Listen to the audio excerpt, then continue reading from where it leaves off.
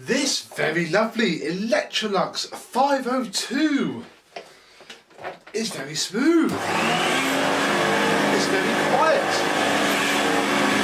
It runs very well indeed. But as I use it, I can smell electrical burning, and there was a horrific gust of electrical burning about 5 days ago when I think the suppressor blew. So let's hoik that out right now.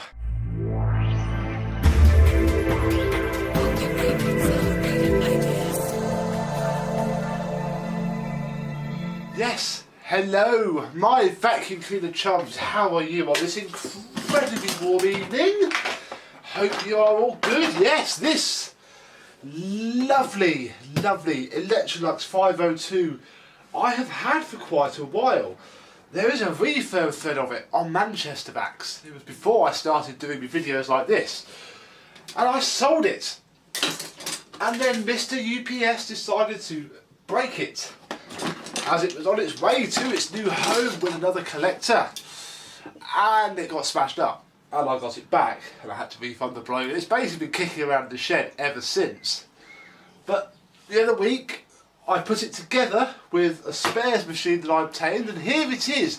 But this video isn't about it. I will do one very quickly because I'm giving it away to somebody very soon. This video isn't about all that. This video is about how to remove the suppressor. Now, come a bit closer so I don't have to keep diving down. There are two locations that I have been told for the suppressor on a 500/twin turbo.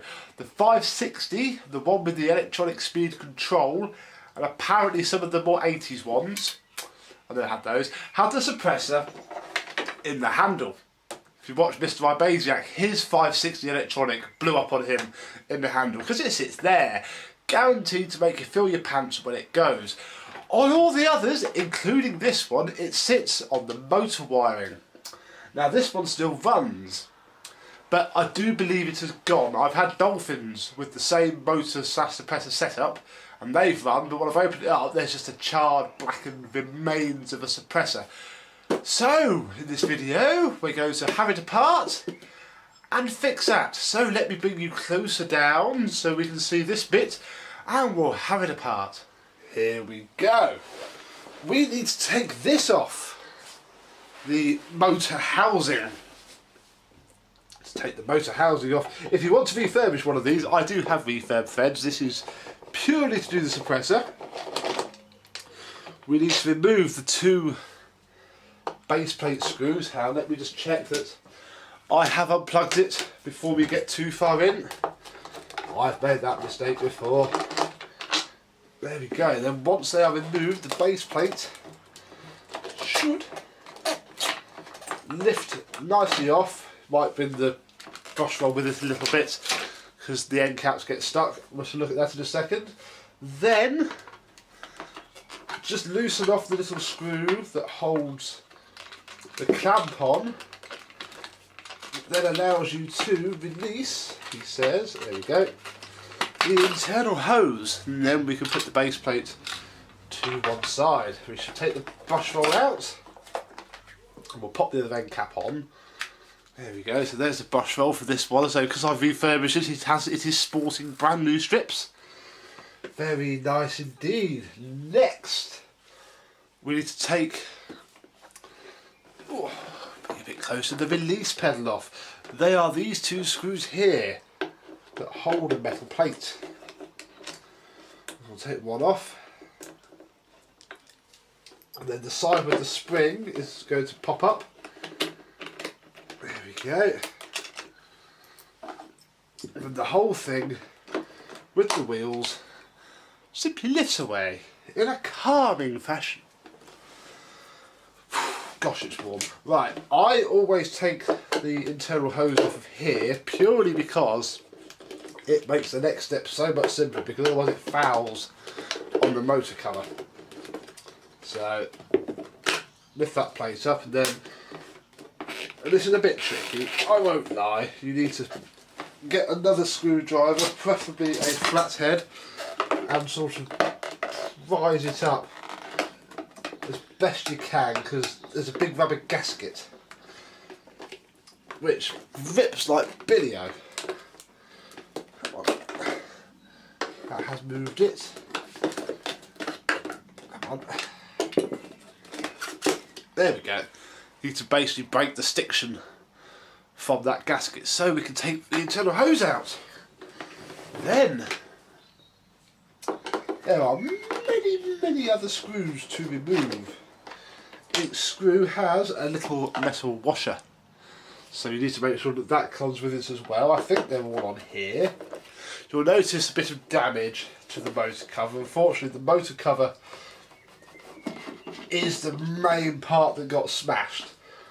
It was the motor cover and the handle, and that is actually what taught me to never send vacuum cleaners with bubble wrap only, because I got away with that for years, just literally using up immense amounts of bubble wrap on a vacuum. Got away with it for years and years and years until this. And apparently, as I found out when my claim was rejected, it's in the terms and conditions of pretty much every courier company there is. I think every courier company, even Hermes, has to be in a box. Doesn't matter how rubbish the box is, it has to be in a box. So, because it wasn't, my claim got rejected, and I basically just gave the guy his money back that he paid me. Luckily, he hadn't spent it yet. And got the sad remains of my lovely refurbished, fully minted up vacuum cleaner back. And here we are now. Right, we'll lift the cover off. Yes, this is damaged, because see underneath it has split. So I have Q-bonded it up. That little bit of tape there was mainly so I could build up that big hole, but I'm going to leave it on because it does the job and no one is ever going to see it. Aha! It was a suppressor. Here it is.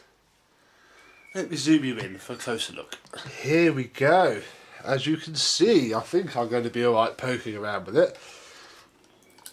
The whole thing has blown apart. There's the casing. And you can sort of make it out from in there. We're going to have it off in a second, so we'll definitely know that the whole thing has just blown apart, but still ran, which is amazing. What we're going to do, and again this is going to cause controversy because there's half of the people say, oh, look how big my hands are zoomed in. Half of the people say, oh, you mustn't run a vacuum cleaner without a suppressor. The other half, including me, who have digital TV, digital radio, digital light bulb, digital car, don't notice it. And I'm afraid that in the latter stages, I am one of those people. So, if I find, where are you, my trusty snips, we are going to snip the neutral wire from this little board. We are going to snip the live wire from this little board. We are then going to, in fact it's going to be much easier if we just take this board off. We're going to then snip the two, oh god, you can't see, hello, there you go. We're going to snip the two wires that go from the coil to this little board. And yes, you guessed it, we are just going to solder the wires directly to the motor. 1, 2. Come on, I said 2. So what we'll do, we'll take this off. It does just screw on.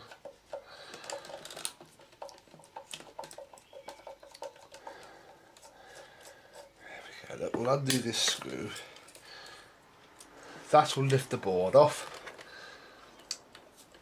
And then I can just stick, because I want to leave as much meat on this wire as I can. So then we've got something to solder to. Oh, there we go. If I zoom you out a bit, we can see what's actually happened. Yes. Look at that. That's just blown itself completely apart. In there. So that would be the strong smell of electrical burning that I got. But obviously it still ran, so there's still continuity through it. It's charred the motor ever so much.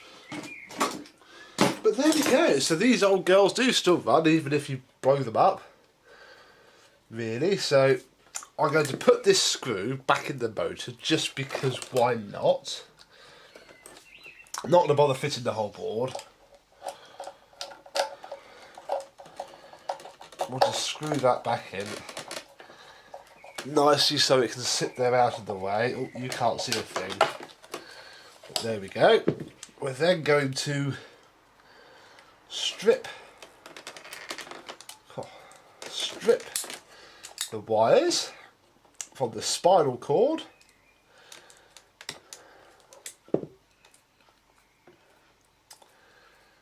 And then I'm going to get some heat shrink, which I haven't got, and we're just going to basically tie these cables together and do some soldering. That'd be fun, wouldn't it? Right, I can't find my heat shrink, so I'll choose the next best thing and just stick a wrap of electrical tape around the connections. It's not going to be in the way or in anyone's fingers, so it should be alright. You may have just heard the little whimper of Charlie there. Bless him, it's so hot. Right, so we shall start to heat up the connector. I think the soldering iron's hot enough. Yes. So we'll heat up the connector, which shouldn't take too long. Hopefully. Hold on. If I just hold the solder on it, eventually, there it goes. So suck it all in and I can stick a nice blob on there like so. There we go. Oh, that's the baby monitor saying that it's too hot upstairs even though all the windows are open. Hang on. God, that thing's saying it's 27 degrees upstairs. And that's with all the windows open that we have. Really is warm. Right. We've had a massive thunderstorm as well the other day. I've never seen lightning like it. We woke Eva up to come and have a look at it. It was so good. And it's still really hot and muggy. Right, let's just heat up the neutral connections. There we go.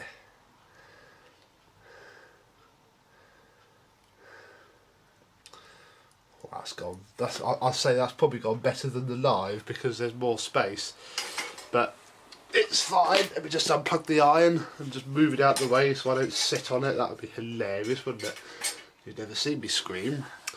And there we go. So we have a nice connection.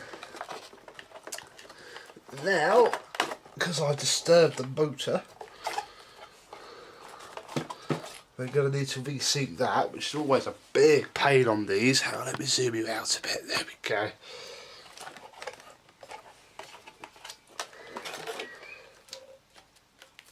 Got to put the fan case seal back on a bit. There's a cobweb in here. That's how in the shed it's been for so long, because I didn't fully refurbish it again, I'll be honest. It has been hand polished, but I did the full works last time. It doesn't need it again. Right, there we go, there's that. So we'll just stick a wrap of electrical tape just to be sure, so nobody's going to be in here. The guy I'm giving this to is fairly competent with electrics, so he'll know not to stick his penis in here or anything. I'm not worried about that. This is going to somebody who doesn't collect vacuum cleaners. Well, he sort of does, he's had a dabble, but his mum had one of these. And bless him, he loves his dear old mum, sadly no longer with us. So when I had this lying around and don't really want it, I thought, who better to give it to than our Daz? It's his name, Darryl. We call him Daz on the Auto Shite forum, bless him.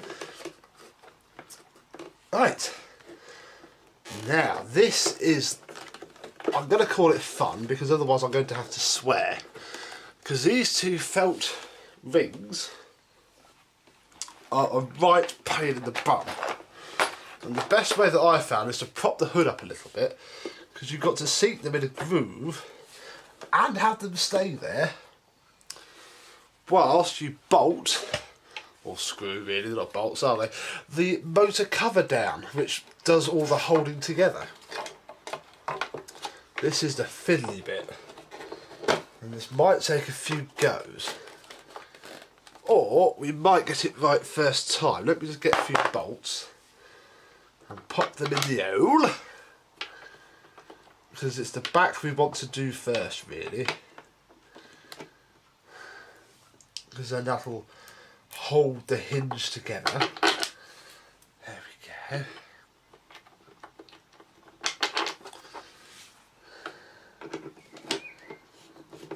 So we'll do the screws up.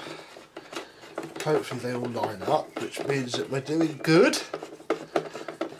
Gosh, is this going to go all right first time? We'll soon find out, because it'll be really stiff to recline and pivot, which generally means that you messed up. Although I messed up, you lot haven't messed up. Hopefully if you're still watching. Hello if you're still watching.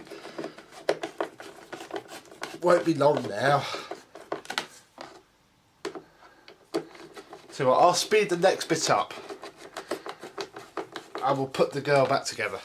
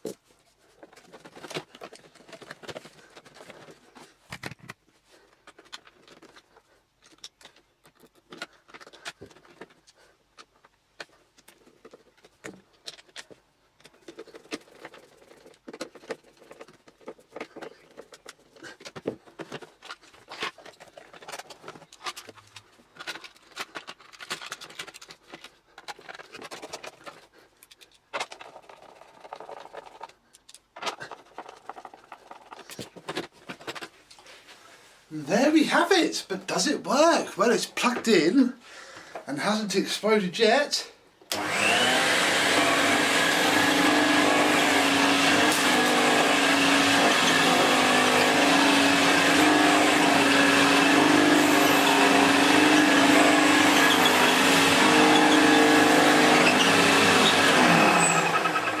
Yes, it does.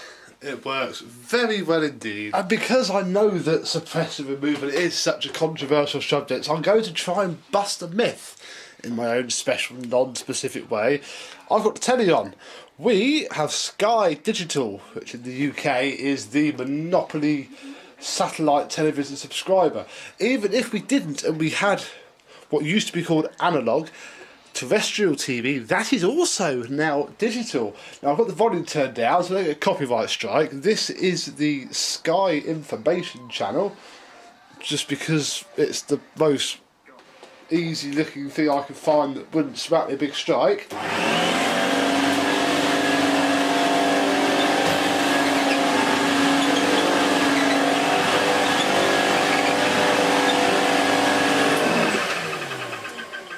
Nothing, not even when I turn it on, which is when the big spike is in voltage.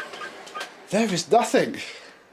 So, I can't say it'll be fine for everybody, but I've never had a problem, ever. And this little, see if I can do a fancy camera angle sweep here. This little Electrolux 506 is ready to provide many more years sterling service.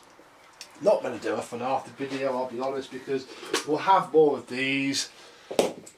The catch is a little bit loose, sadly, so the top pops off quite easily. It's fully refurbished.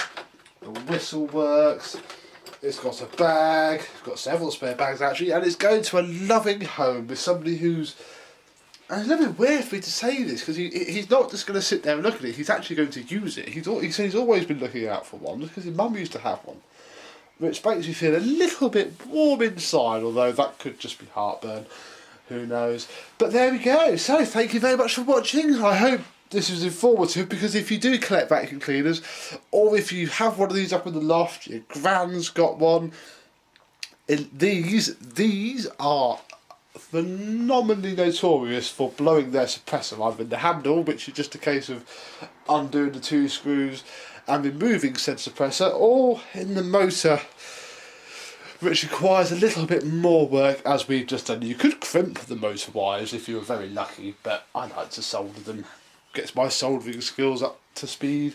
So there we go. Thank you very much for watching, and I shall see you soon. Bye bye.